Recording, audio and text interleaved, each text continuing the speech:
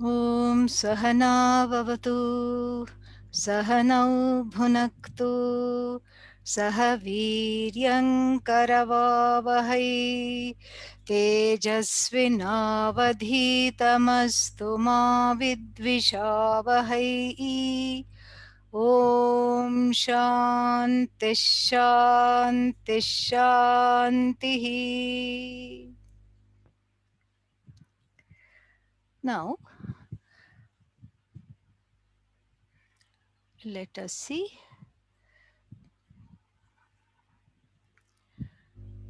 साक्षित्वभावनातो यैः तथा वैराग्यमृत्स्नया साक्षित्वभावनातो यैः तथा वैराग्यमृत्स्नया गन्धलेपक्षयकरं शौचं कुर्यादतन्द्रितः गन्धलेपक्षयकरं शौचं कुर्यादतन्द्रितः.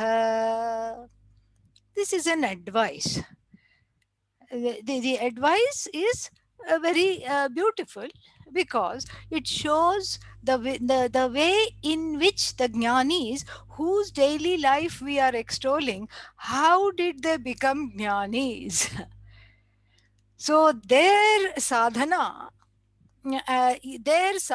what happens to their sadhana? Their sadhana becomes a very important source of inspiration for the rest of the people who are wanting to be just like the jnani. So it is not to be, this verse should not be understood like sakshitva bhavana toyaihi, etc. It should not be understood as an advice for the jnani. The jnani has already gone through the process of purification of the body, the mind, the raga, the dveshas have been purified, and as have all the difficulties with regard to the emotions through yama, niyama, all these, things that are there at hand. The raga, dvesha, everything has been very wonderfully purified. And then, so this being the case, now the jnani is not the one needing this special kind of bath. The jnani has done this bathing on a regular basis, and it has become her or his second nature, this kind of a bathing. And so, kuryat means may one do. Who is this one? The one that is interested in imbibing the characteristics of a jnani, in becoming the jnani. So may one do, kuryat. May one do what? May one do this kind of a purification. How? Atandritaha. Last line. Atandritaha means you have to be always alert. With an alertness, may one do this kind of a purification. Because this means that the grit of the raga and the dvesha can creep up any time if one is not vigilant. Atandritaha means with vigilance. With vigilance, may one do this particular practice in order to be just like the jnani. So, and what is that? What did the jnani do? Did the jnani become a jnani?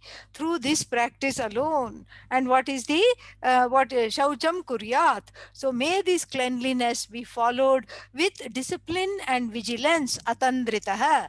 Then what does this constitute? Sakshit. So for cleanliness, we need a few things. We need soap, we need water, and after water and soap, you need some perfume to dispel any other remaining odors, or to prevent any other things from, attaching to the body. So here, what constitutes the water? Sakshitva bhavana. Toyam, water. Sakshitva bhavana toyaihi. With the waters of the witnessing. The witnessing is the water.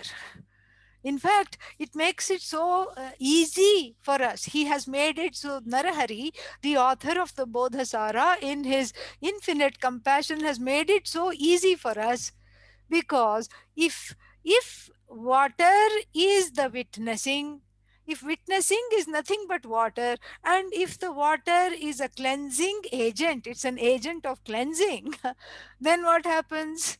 Then that means witnessing itself is enough of a cleanser for ragadveshas. Mere witnessing the strong prejudices, the strong preferences in the crevices of the heart that have lodged there stubbornly, even though you may feel like, I don't know how to get rid of this, just the witnessing is enough. Just witnessing it is, it's like pouring water on it, because there is a number of similarities, a beautiful metaphor here, a very beautiful imagery. There are a number of similarities between water and then what else?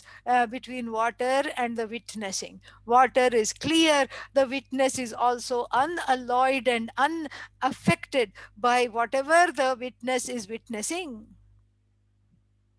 And water is always seen as pure. Water is a source of purification. So too, the witnessing is also a source of purification. Sakshitva bhavana to yaihi. Bhavana means from the standpoint of the sakshi, from abiding in the sakshita, in the status of the witness, abiding as the witness. Tatha vairagya mritsnaya. Then, in the same manner, you need soap. The ancient form of soap was clay. Mritsna means clay. In fact, it has made a big comeback in the modern spas. People go and take mud baths. Up till here, they are in the mud. And then you want, people want to put something, what is that called, some Afghanistani clay, multani clay. So this multani mitti is very very is seen as drawing out all the impurities here, not the ragadveshas, but that which is in the skin. And so this was the ancient soap. Before they knew how to make soap, clay was the soap. In fact, now, even now they say soap is so drying, don't use the soap. It is not good for the skin. What should you use? Clay. So I have to spend so much money because it's very expensive. You could to get this fine clay from. No, no, no. Just dig in the backyard and just go a little deep. Same thing will be there. Subsoil. So this is the clay which is cleansing. And this is how people used to clean the vessels also with clay, and clean their bodies also with clay. In fact, in the traditional lineages, like Shankaracharya lineages, Shankaracharyas, even today, they will not be using soap for bathing, they will be using clay. This is a nod to the ancient ways. Mritsna is clay. So this mritsna, this clay, is got a reputation for drawing out oils, impurities, etc. And so if mritsna, the clay, is the soap, what does the clay represent? The clay should be replaced by vairagya. Vairagya is the soap, and the witnessing of the body, mind, senses is the water. And so this is so beautiful. See, look at that. And so the vairagya means iha mutra phala bhoga viragaha. We just take our trusted tattva bodha definition. Iha cha amutram cha. Iha and amutra. Iha mutra here and then elsewhere. And here and in other lives. Phalabhoga viragaha. The penchant for gaining the results of action. and reveling in the results of action is called, that is called this bhoktritva buddhi, freedom from that penchant to gain results of action and to enjoy the results of action here and elsewhere in afterlife, etc., is called vairagya. And why is this important? This is important because primarily this is very, very important because we have to make sure that we understand that this is one of the first prerequisites of Vedanta study, Viveka and Vairagya. We know this. But here the text is reiterating this very, very importantly. It is making this known. So this the viveka is discrimination between nitya vastu, that which is infinite, namely oneself, and anitya, that which is finite, which is everything else. Whatever you encounter is finite. And then Vairagya is exactly the twin brother of Viveka. Because when I know that I have to pursue the infinite and not the finite, what should my relationship be to the finite? It should be dropped. The pursuit of the finite should be dropped in the wake of the discriminative knowledge that the finite is a dead end. It doesn't lead me anywhere. It must not be pursued. And so therefore what? So therefore this is this is vairagya. Ihamutra phalabhoga viragah. And very, very beautiful, because even though one may drop certain pursuits here, one still has raga and dvesha for some kind of a some kind of an imaginary afterlife, because this life itself we cannot understand properly, what to talk of afterlife. So, some imaginary afterlife. There will be heaven. There will be Urvashi and Menaka. I will get to dance with them. These are all some fancies. There will be yakshas, gandharas, and kinnarvas. I will sing bhajans with them. This is all some kind of fanciful ideas, because nothing came in of being in this world. I could not fulfill a single desire, so let me just imagine what it will be like in the other life. This is some kind of a thing. So therefore the sages in defining vairagya made sure that all, not only your bucket list, but the afterlife list is also taken into account, and you are asked to drop that. So, Vairagya is the clay that cleans out the impurities in the form of addictions, in the form of useless samskaras, vasanas. I really have to have this. Without this, my life is empty. Somebody else has it, therefore I need it. All these nonsensical things that one tells oneself. So, this is how one becomes a jnani. These are the steps in the rungs of the ladder, and this kind of a path comes to the jnani naturally. Every day that vairagya is naturally renewed. Every day the witnessing naturally happens. But for the rest of the people, they have to make this into a ritualistic bath. You have to enter into this sadhana deliberately in order for this to then become a natural thing later on. Later on, it becomes a habit. So this is something which is wonderful. So the clay, just like the clay pulls out, draws out the impurities, makes the skin, supposedly, I don't know, but makes the skin more supple, and then freed of wrinkles, etc. Supposedly the clay does all this. And if the clay is vairagya, what does vairagya do? The vairagya draws out the raga dveshas, because the raga dveshas are still in the heart, and they direct the mind and the sense organs. Of course, the ahankara is at the helm of it all, and all of them direct, as we have seen in the Kathopanishad, in the chariot imagery. So they direct the sense organs, etc., to go pursue this and that, all the objects of delight, of immediate delight, objects of instant gratification. They direct and they say, do this, do that, get this, get that. And then the Vairagya, what it does, it just pulls out the raga dveshas, and then so there is no need. It kills the raga dveshas on contact.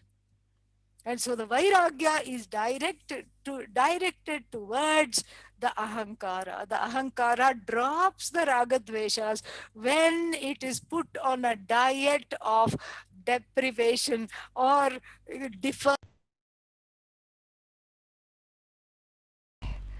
Here we are again we had a little bit of a let's call it a hiccup. Okay, yeah, so a little bit of a hiccup, but we are back. And so this the vairagya pulls out the connection between the person's identity and the ragadveshas, because in the ahankara there is a connection which is really a falsehood. It is a narrative that one tells oneself. There is no such connection. You are Satchidananda Atma. You are not connected to what you like, what you don't like. Your likes and dislikes do not define you. And so the soap of Vairagya draws out the impurities in the form of this wrong connection between the raga and the dvesha.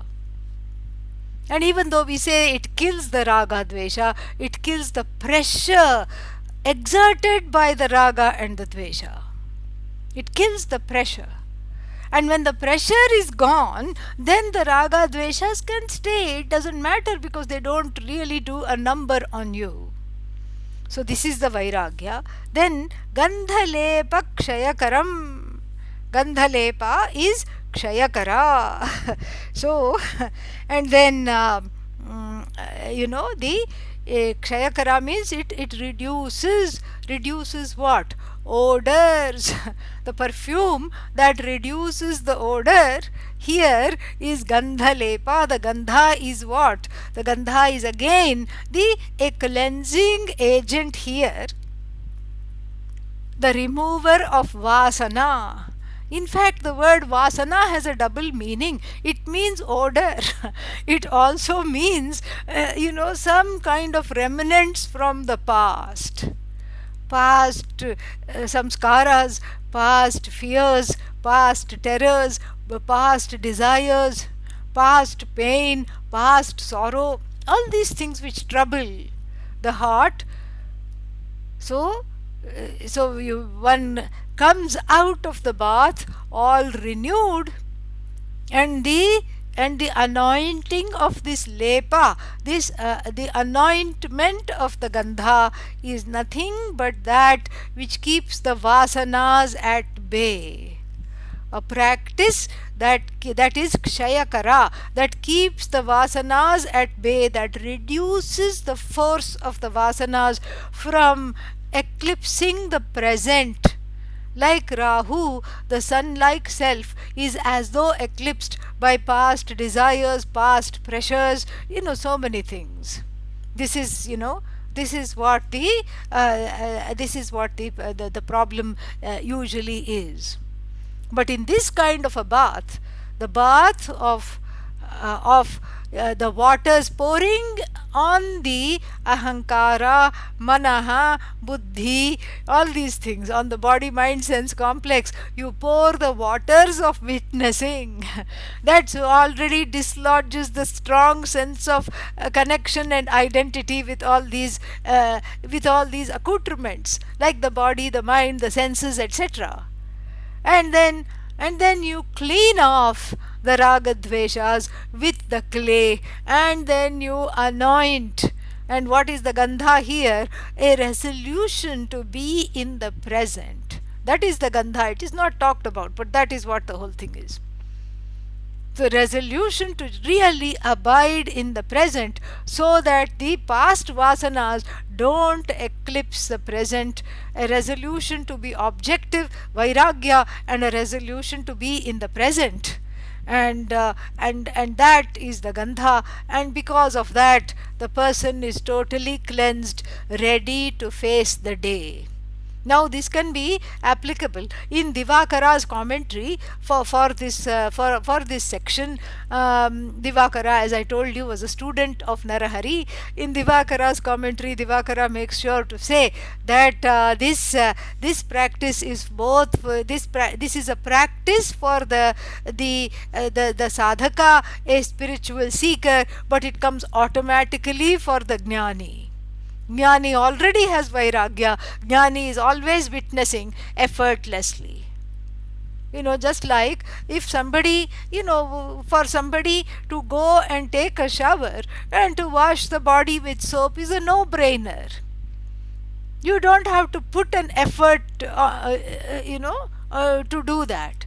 It comes naturally. But imagine if somebody was in a coma, or if somebody had a stroke, and then they got revived, they became revived again, and after becoming revived, what happened? They had to go through what is called rehabilitation. Rehabilitation means the tasks that came naturally you have to learn. You have to learn the difference between right hand, left hand, and how to move, how to coordinate the brain and make the hand move. This is soap, this is water, first water, then soap, then water again. This all has to be recalled, remembered, and then practiced. So the Ajnani is like this challenged person who has just the Ajnani, you can't call Ajnani, the Jnani wannabe, the one who wants to be a Jnani, who has woken up from the sleep of tamas, from the coma of tamas, and is ready to gain this knowledge. He is completely, is habitually challenged to go about the day, how to clean off the force of the ragadveshas, how to do this, how to be the witness, and has to be taught step by step, has to memorize the steps, has to practice the steps. And then, so the jnani wannabe, the wannabe jnani is in the training stage. That is how we have to see it. Whereas the jnani doesn't need to even think about this. That doesn't, whatever, if there is any little impurity that sticks or whatever, it doesn't stick, but it as though disturbs the jnani even for a bit. The jnani through anything can completely falsify that very, very quickly. This is applicable both for the spiritual sadhaka and for the jnani. Moving on, I'm not going to do any screen shares, because I found out that whenever I do that the freezing is happening. So you look at your text, I will look at my text. Okay, yeah. So this way we shall just move forward. Okay, next one. एवं विधेन विधिना यत्सर्वं मङ्गलार्जनम् एतदेव मुनीन्द्राणां प्रातः शौचं विशुद्धकृत्. एवं विधेन विधिना, through these kinds of methods, by this method alone. And then sarvam, yat sarvam, that which is an auspicious sweeping, mangalarjanam, means the gain of this auspiciousness through this cleanliness. Pratha shaucham, the sweeping away of the ragadveshas, vishuddhikrit, the greatest among the sages are purified. And then what? By such a method of morning purification. while the ajnani is still in bed and wondering, should I go to take a shower or not? And the sadhaka, the jignasu, is wondering how to get rid of the force of the ragadveshas, how to be the witness, how to use the soap of vairagya. The jnani, is just he's walking on the road of auspiciousness through these kinds of practices, not now, the lifelong, before the jnani became a jnani, not now. Now it comes so naturally. The practice has been perfected. The practice has outdone itself. The practice is no longer necessary because the practice has become them, has become one with them. Okay. So that is evam vidhena vidhina.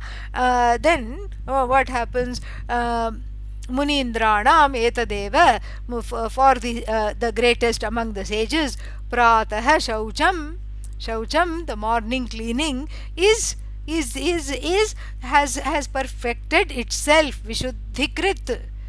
Vishuddhikrit means this practice has perfected itself, has resulted in gaining this perfection of this practice.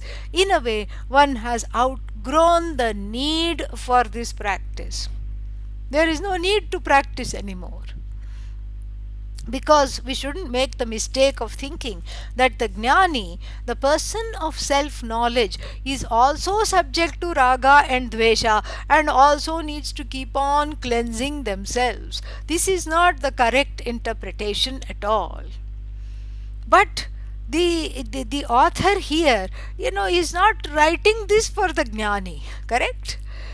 Because if this whole section on jnani lakshana, the characteristics of a person of knowledge, is not for the person of knowledge, because the person of knowledge already knows who he or she is. They don't need to study about themselves in a book. Then is Narahari writing this for the ajnani? Then again we have to say no, because the ajnani is fast asleep to books like these. They are not interested. You take them to a movie, they will go with you, and then you take them out to dinner, they will say yes, because they are in a different realm. So who is this section for? Who is this whole book of Bodhasara for? It is for the person in between, the Trishanku, which is in between. Trishanku was one sage, and he became a pawn between two superpowers, Indra and then another sage. So Indra said, I can stop him from coming to heaven, and another sage on the earth said, no, I'm going to send him to heaven. And then the two forces, the powers of the sage, poor Trishanku was in between. So in a way, the Jignasu is like Trishanku, not comatose, not sleeping the sleep of Atma Ajnanam, and in the process of knowing oneself, on the way to self-knowledge. Some clarity is there, but confusion is there, error is there, the knowledge is riddled with all kinds of doubts. This is who this precisely this portion is addressing. Now Narahari has to be very, very, very careful, because if he were to say that this is only for the jnanis, then if it only applies to the jnanis, then why am I reading it? Somebody can think. And if it is for the ajnanis, it will be a book that is never opened or never read. So therefore, he is making the practice very poetic and alluring. It is for the mumukshu, it is for the jignasu. And therefore, through all these poetic alliterations and imageries and metaphors, he is making it so alluring, so that the people can do this very, very easily, can follow this very, very easily. For the jnani, the jnani has been there, done that, and perfected the whole practice. Okay. So now the next one. Jnana yoga prasannanam Mumuksha mukhamuchyate Jnana yoga prasannanam Mumuksha mukhamuchyate Shraddha jalena tacchuddhihi Mukha prakshalanam hi tat Shraddha jalena tacchuddhihi Mukha prakshalanam hi tat. Now, one may wonder because the first verse was talking in this section.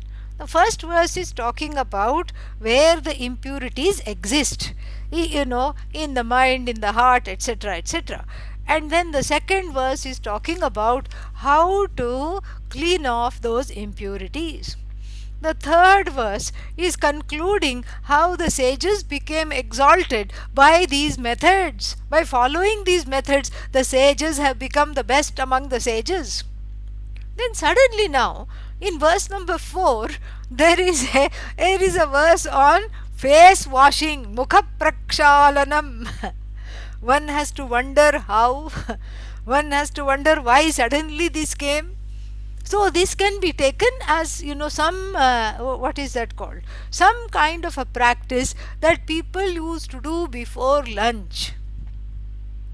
So there was the sipping of the water, achamanam, that is there before puja also, but before lunch they used to wash their face and then they used to sit down for lunch. So it's not that the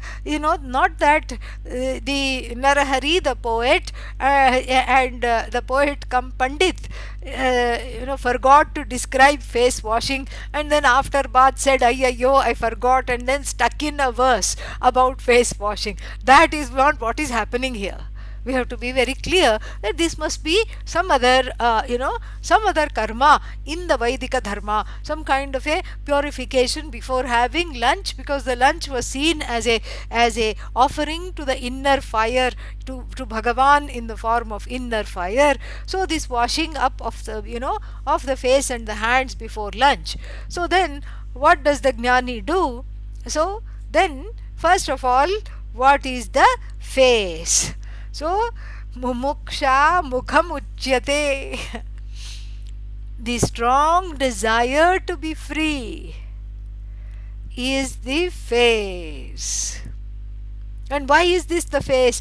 Because when you see a person wanting, when you see this Trishanku that I just described, when you see the person wanting to be free, then that is, that is as good as the face. Because when you greet a person, what do you see first? The face. Nowadays you just see a pair of eyes because the rest of it is a mask. But in the non-corona time, what do you see? You see the face. So the face is mumuksha. Mumuksha is the face. And it's a smiling face. One is asked to wash the smiling face.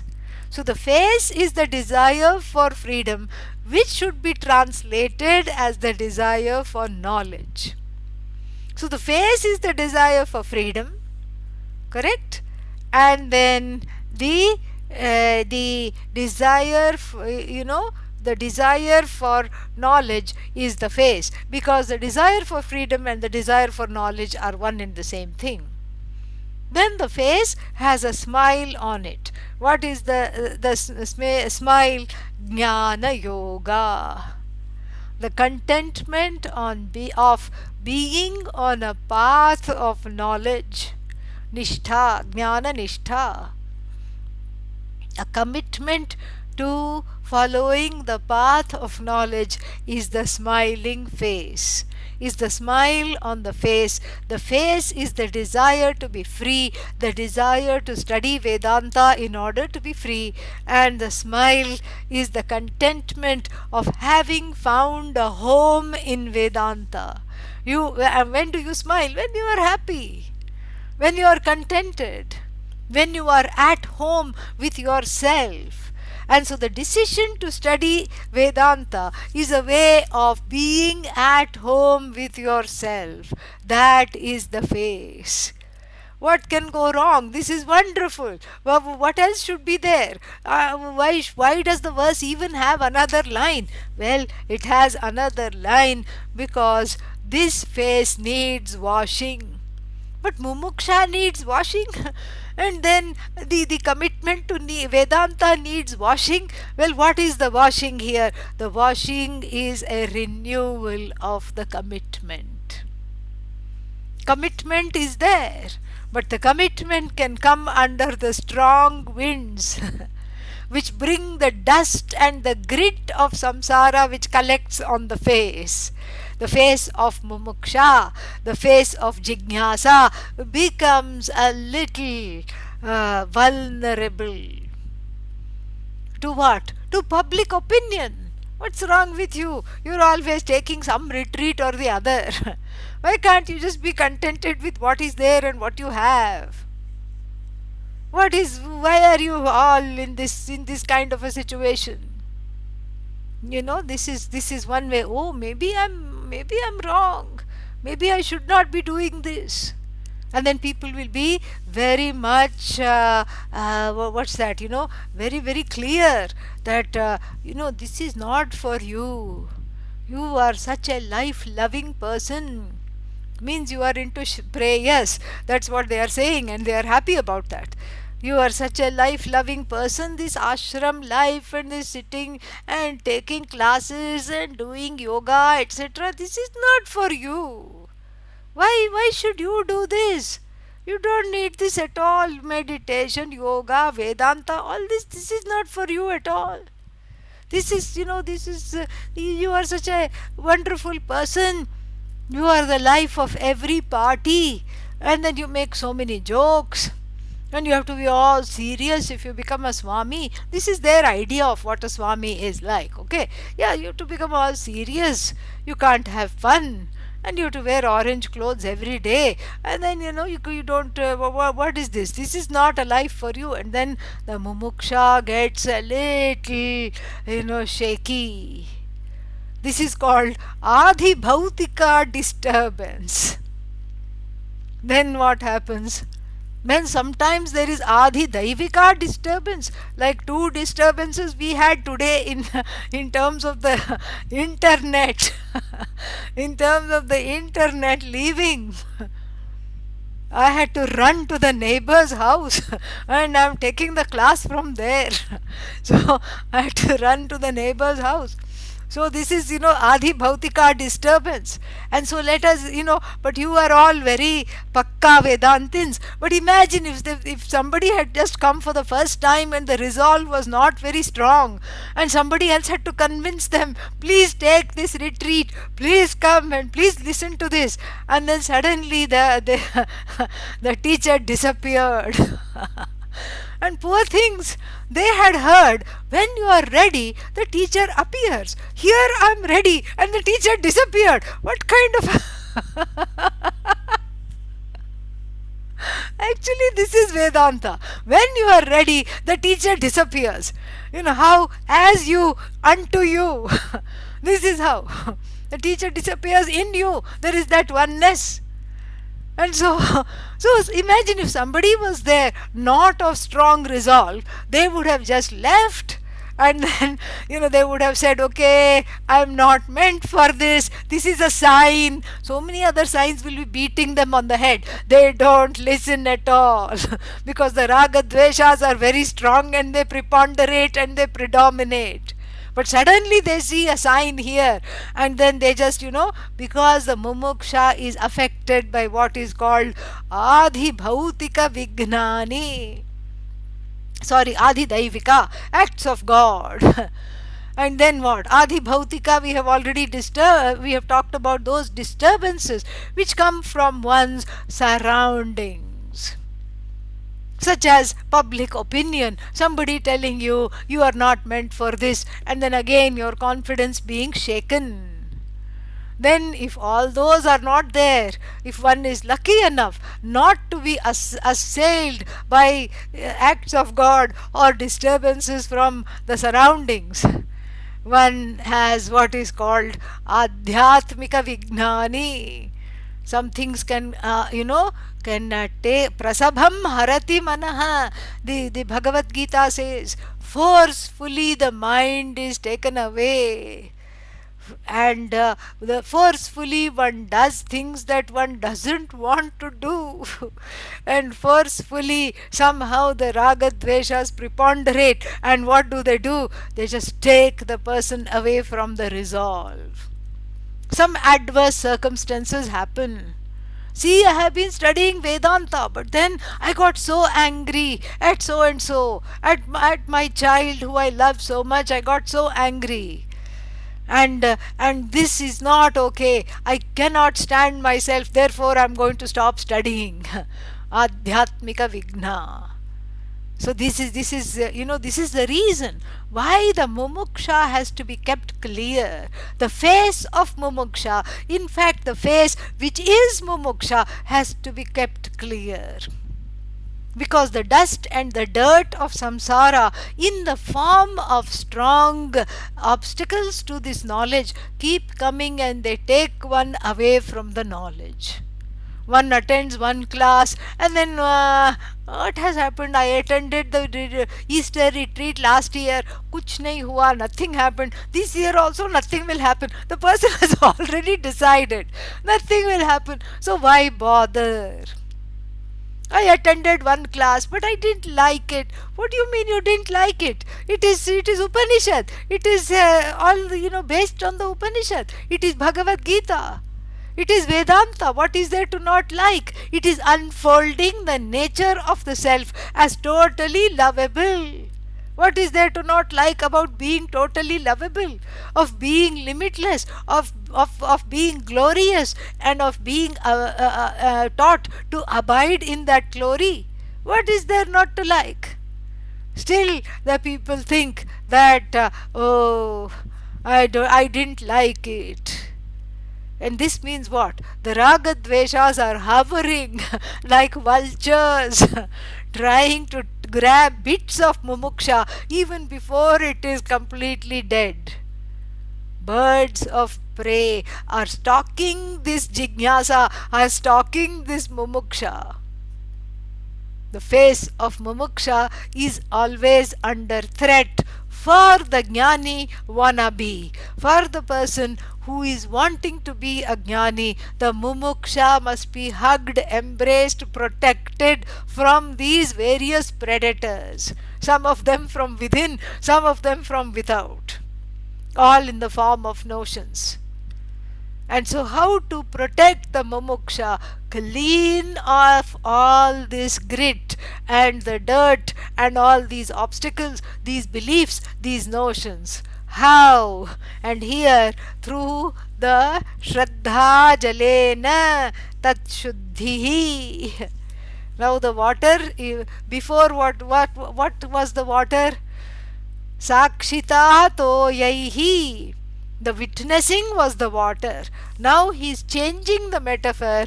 The water is Shraddha.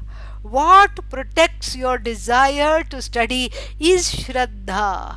What protects the desire for Vedanta is Shraddha. What protects the desire to be free is Shraddha.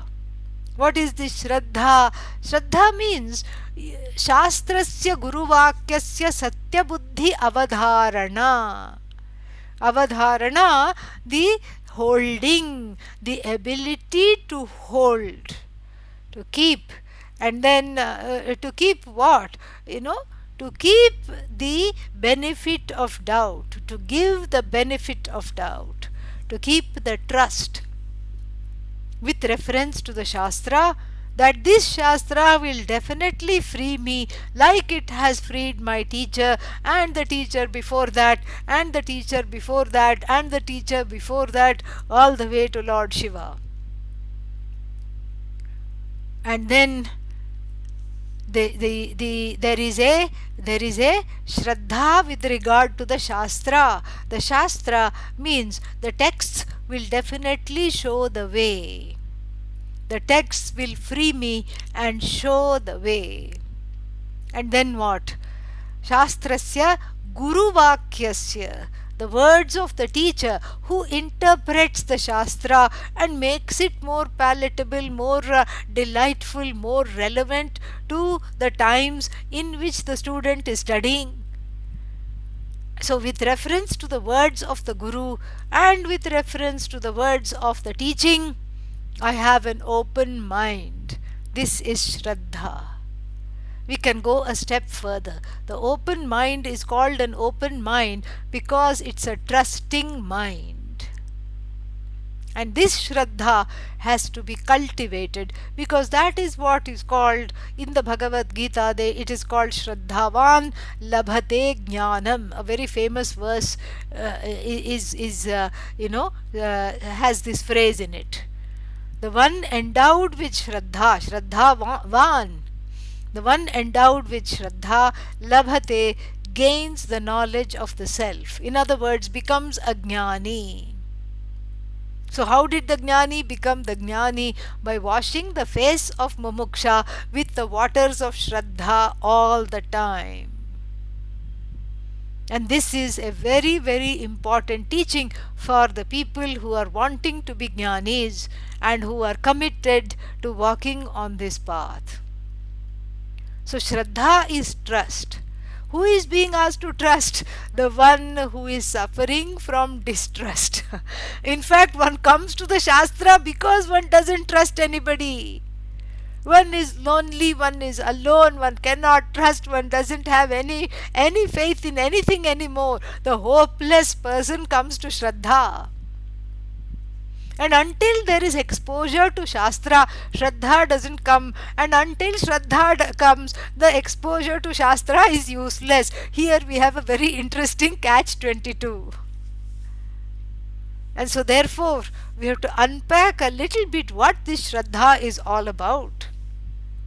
You see a small baby. It has total trust, because it is totally helpless and totally dependent upon whoever is caring for it. If you pick it up, it will just allow itself to be picked up. If some kidnapper, potential kidnapper picks it up, it will happily go along with that fellow also, because it doesn't know better. It doesn't know how to protect itself. It relies on anybody that is there to take care of it. Total trust, which compensates the complete and total helplessness. And then slowly the baby grows. 6-month-old, it's this is my mummy, this is my daddy. OMG, they are so amazing. They are like God. They can walk, they can talk, they can sing, they can dance. I can't even move around. Even to flip, I cannot even flip myself. They have to carry me from place to place. They must be gods because I'm so connected to them. The child has what we called earlier Shobhana Adhyasa on the parents. A value-laden love. The child sees them as infallible, sees infallibility in them, because it is so hopeless, it is so fallible, it is so small. It has to see them as infallible, because how else will it trust them? It needs to trust in something infallible, and what is available is these two people who are actually eminently fallible. The mother is unavailable, the father is inconsistent. And then, and Pujya Swamiji's famous example, one day the mother sees a cockroach. First the child sees the cockroach. And then what happens? The child runs to the mother. It's a weird insect, it's coming after me. Catches hold of the mother's dress. And the mother is more afraid of the cockroach than the child. The mother abandons the child and climbs on the dining table. And the child is like, what happened? What happened just now? I thought she's going to protect me. I thought she's going to save me. She was my savior. She's my goddess. And then from the safety of the dining table, she calls the father who is in the other room. The father doesn't even come into the room. No, no, no, no, no, you be okay there. I'll call pest control. That is my contribution to this situation. And so the child has a sinking feeling. This is an inevitable loss of trust. Ashobhana adhyasa follows. Shobhana adhyasa. First, the child has put these parents on a pedestal because for its own survival it has to do that. Please see this. Everybody does this. This is universal. As children, one adores one's parents. One cannot live without them, literally. Then as one sees the inconsistencies and the various fallacies in the mother, in the father, as the child grows up, the distrust follows. There is a big breach of trust, and the child grows into a distrusting adult. Even though one may think one is trusting, but one is not that trusting at all. One is suspicious of oneself, one is suspicious of other jivas, one is suspicious of the Jagat, one is suspicious even of Bhagavan. And that lamenting of the fall of the caregivers from the coveted throne of infallibility, that lament finds its culmination in the discovery of Ishvara as the mother and the father of the universe. That is the journey of the jiva. From Hoham to Soham. This is the journey. The trust that has been breached by the local mother and father has to be regained by discovering the mother and the father of the universe as the truth of oneself. And that trust is the regaining of that trust is a two-step process. The first step is discovering the infallible as Ishvara. We don't say Ishvara is infallible, that would be wrong. It's a setup for again another dismantling. That which is infallible is Ishvara.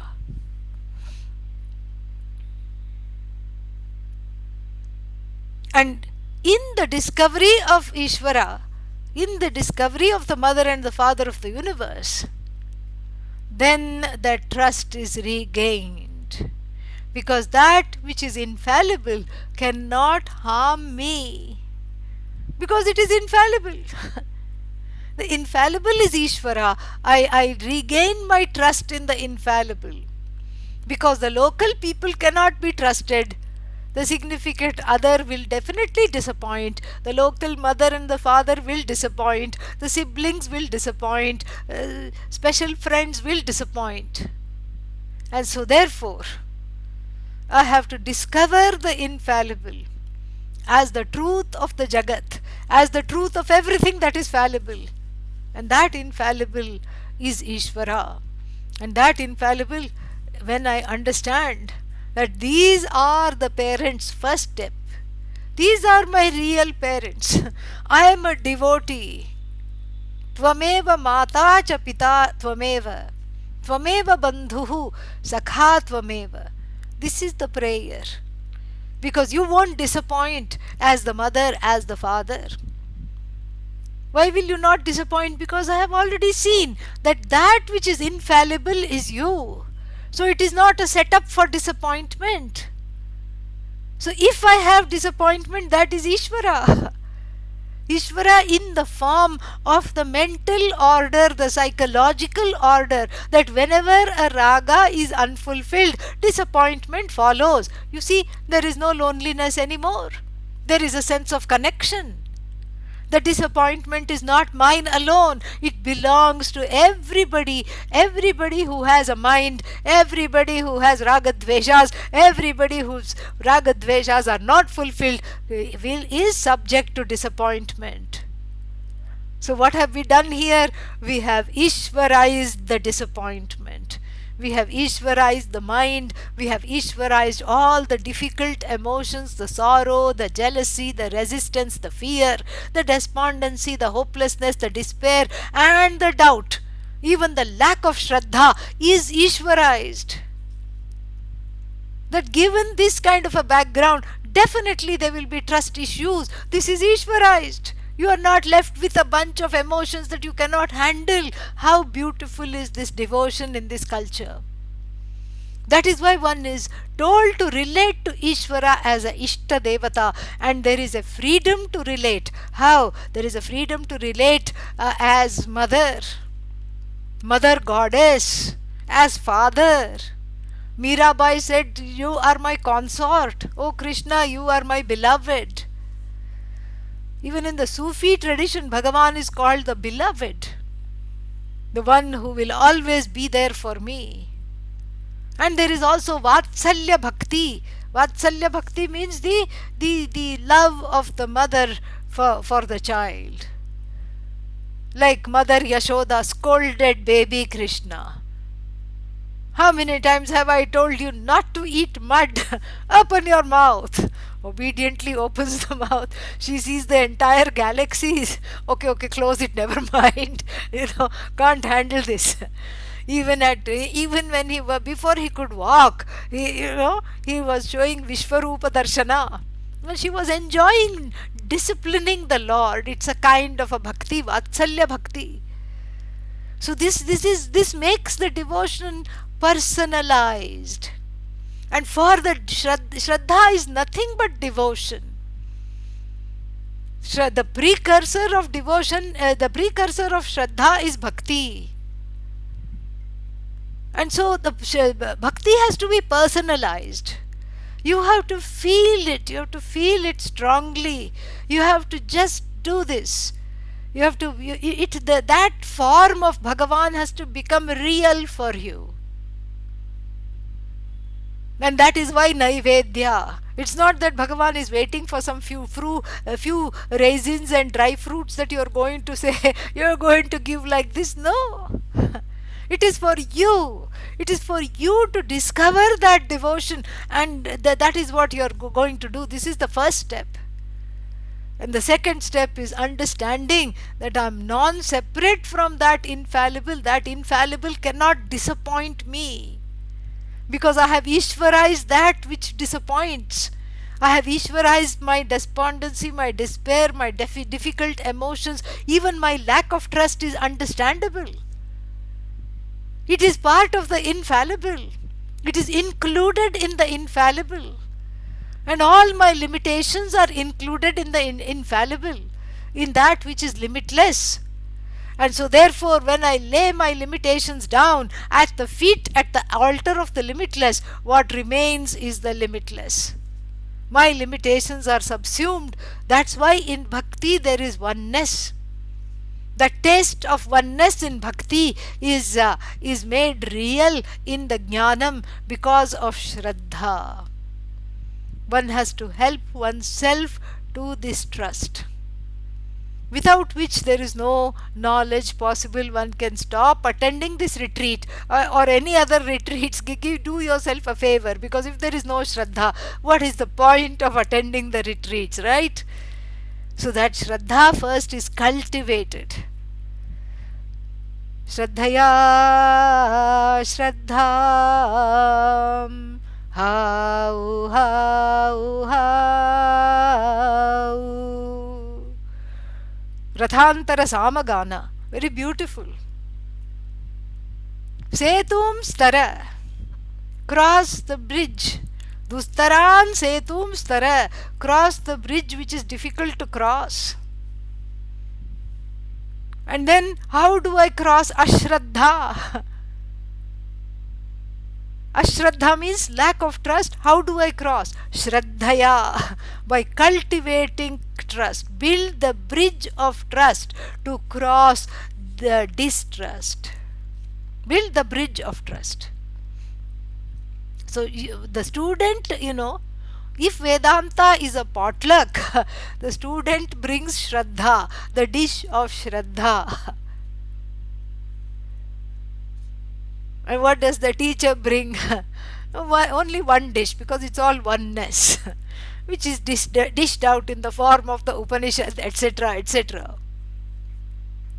But the Shraddha makes this dish tasty, allows this dish to be assimilated, this dish of oneness to be assimilated, to be internalized. Shraddha is the key that unlocks the words of the teacher and the words of the Upanishad. Without Shraddha, nothing is there. And so, therefore, the Shraddha is the water that washes the face, and very beautiful. And this and the Shraddha is expressed as devotion to Bhagavan, devotion to Shastra, devotion to the Guru, as the Guru is itself is seen as Bhagavan in this culture. So without bhakti there is no mukti. And that's why the devotion is of many many colors. You play Holi with Lord Krishna. In which other tradition this is possible? Tell me. You play Holi with Lord Krishna. You play Holi with Lord Rama. And you do all these things. It is just so wonderful. It makes the vision come alive in the everyday. And I want to conclude with a beautiful story that I witnessed. This is a story that I witnessed in one of my travels with Pujya Swamiji. And we were in Rajasthan, in Jaipur. And there was a lady who came to the talks every day. She and her husband came. She was so devout, and Pujya Swamiji was very fond of her.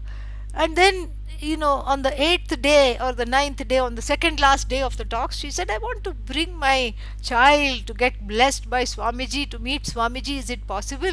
I said, definitely. Please bring your child. And she said, my Lalla, my child is so cute. I really want Pujya Swamiji to meet him. And I said, definitely, bring. I'll make sure. But he's always around people. Well, where will he have the time for me? I said, I'll tell him. You please bring. I'll make sure that he will have the time for you. And the next day again, I didn't see any child with her. So I said, where is your baby? Where is your child? Well, he's sleeping in the other room. And then finally Pujya Swamiji said, okay, I'll see her and I'll see the whole family, ask them to come. Again no child. Only the husband and the wife came, and then she was carrying one box. And we were all very intrigued. What is this box?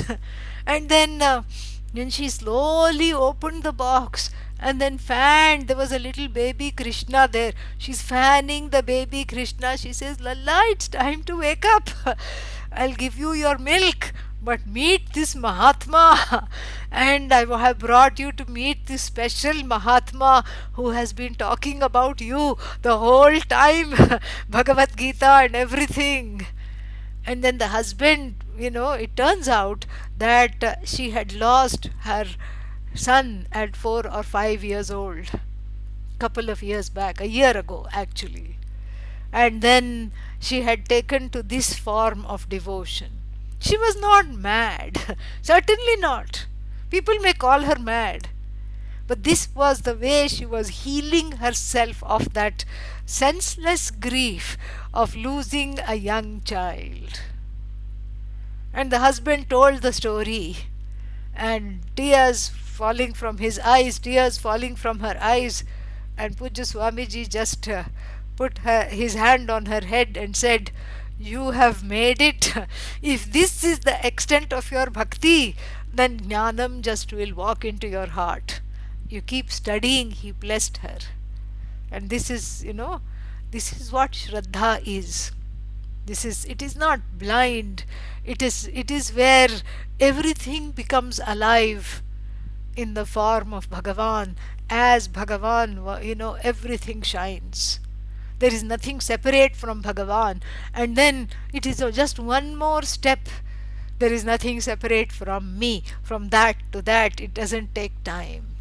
So that Shraddha which one brings to the teaching situation opens the heart. The heart is like a lotus, and the Shastra is there. The Shraddha is the sunlight that illumines the Shastra, in whose presence the heart lotus blossoms, and one blooms into a knowledgeable and compassionate being, abiding in one's glory, abiding in that limitless wholeness that we call Ananda. ॐ पूर्णमदः पूर्णमिदं पूर्णात् पूर्णमुदच्यते पूर्णस्य पूर्णमादाय पूर्णमेवावशिष्यते ॐ शान्तिः शान्तिः शान्तिः हरिः ॐ श्रीगुरुभ्यो नमः हरिः ॐ. Thank you to everybody. Oh, yeah. Now there is yeah, so next class 10 to 11 Mundakopanishad, and then 11 to 11:15 farewell and Guru Dakshina, and then maybe I will log on at that time. Internet, if the internet devata cooperates, I will log on for those 15 minutes, and then we'll have a chance to, you know, we'll have a chance, another chance to say Om. All the best. Take care. Thank you very much.